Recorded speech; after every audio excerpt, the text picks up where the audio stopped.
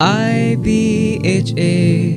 Hi everyone, I'm pleased to introduce you to Dr. David Fisher from Texas. When did you first get interested in big history? I first got interested in it. I think David Christian planted a seed that I didn't know was going to sprout. I was in graduate school in the late 1990s in Indiana, and he was there doing some research before he published Maps of Time. And he did a lunchtime talk for Russian historians. That was my field, Russian history. And he talked about big history. And of course, I had no idea what he was talking about.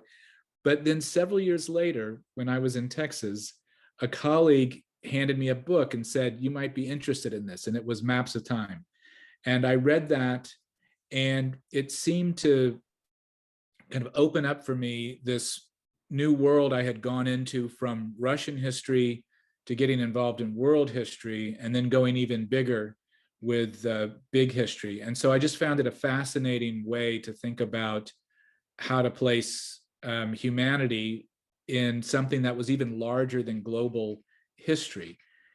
So I worked to try to incorporate it into classes, and I slowly was able to do that. I've been able to teach a few classes that involve big history, but I got my hands on everything I could possibly read. So I read David Christian, Craig Benjamin, Cynthia Stokes Brown, started reaching out to the people that they footnoted. So Robert Wright about evolutionary psychology, Yuval Harari more recently, and others. So I just find it a really generative way to think about the human experience.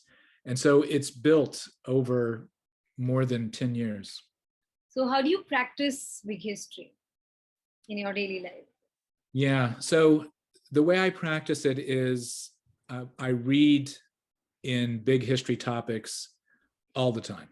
It's just about the only books I read, and I go down different paths. I've gone down the path of geology, cosmology, early human history. I've gotten particularly interested in early human history as a place where behaviors that we still have today were laid down and help us understand, I think, the modern world a little bit more.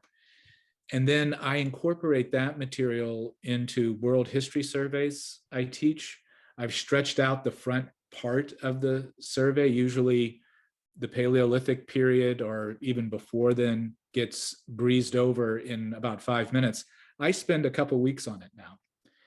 And I have also taken advantage of graduate courses we teach here to offer a graduate course in readings about universal history, into which big history falls. So we're just finishing a semester now that has been really great, in which we've read David Christian, Yuval Harari, Robert Wright, Felipe Fernandez Armesto, who does some interesting things about ideas, and then finishing it off with a brand new book by Cameron Jibalou and David Northrup called Big Ideas, which is kind of a history of universal histories. So that's sort of how I incorporate it. I try to make it part of my classes, and it's part of my own professional development, and then part of my own projects too. I'm trying to do a history of the place where I live, the Rio Grande River Delta, from a big history point of view. So I'm using some of the ideas from the little big histories that people like Esther Kodakers and others have developed. What do you hope that the IBHA can accomplish?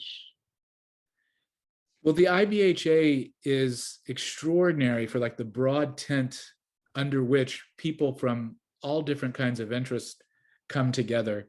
I was really struck by this at the 2018 meeting at Villanova, where there was such a broad range of, say, everyone from environmental activists to people with a kind of spiritual relationship or thinking about the earth as a living object and our relationship to it, all the way up to, say, like kind of traditional historians, people doing very complicated theoretical work about information exchange.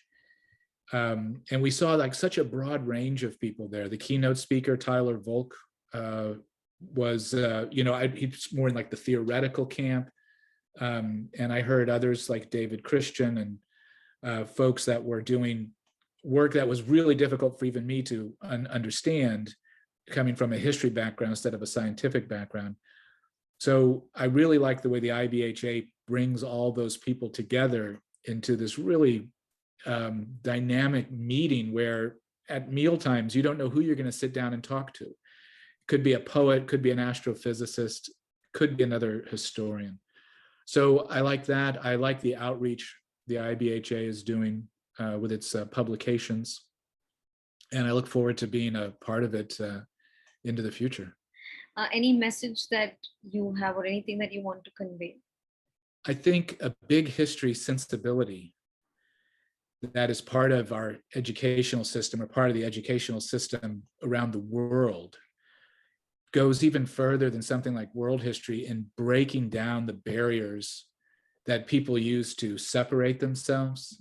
I think big history really helps us understand, maybe even more than world history, human beings as a species with more similarities than differences.